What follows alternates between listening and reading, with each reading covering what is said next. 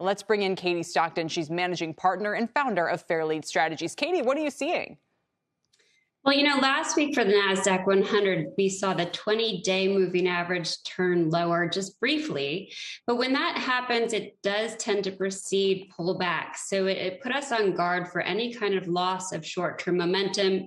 In and of itself, it does suggest that the uptrend may be losing steam to some degree as we get into this September weak seasonal period.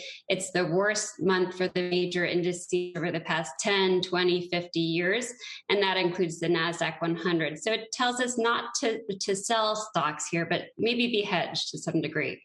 It reminds me of the chat we were having with Charlie Babrinskoy last hour. He's, all in on the value trade, on the banks, on, this whole idea of, if you want to call it reflation or reopening or what have you, in saying that's why he thinks something like the Nasdaq would be positioned for a reset. How do you think, again, I'm thinking through maybe the Fed, Jackson Hole, rate resets, are all of these headlines kind of feeding into a repositioning in kind of maybe value, to sort of put it that way, leading the way again?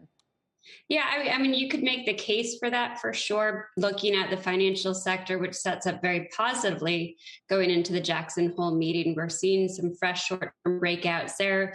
Look at Goldman Sachs, look at Morgan Stanley forging to new highs. So there's definitely some redeeming technical qualities from the financial sector, which of course leans value. And then you look at something like Apple, which of course is really the heavyweight in the Nasdaq 100. And it does show some signs of short-term upside exhaustion. Again, not a big sell signal, but it's outperformed and now looks like it could start to tire in relative terms. And of course, that could be a little bit of a drag on the major indices. By no means does that mean we're expecting a big correction, but certainly you could make the case for some volatility. We're also watching high growth benchmarks, things like the ARK-K fund, which has managed to hold up above key support this week. We're watching the 115 level. As long as that level holds, we'll feel pretty good about high growth, but if it's taken out, the indications would be for a return to the May low, and of course that would be an issue.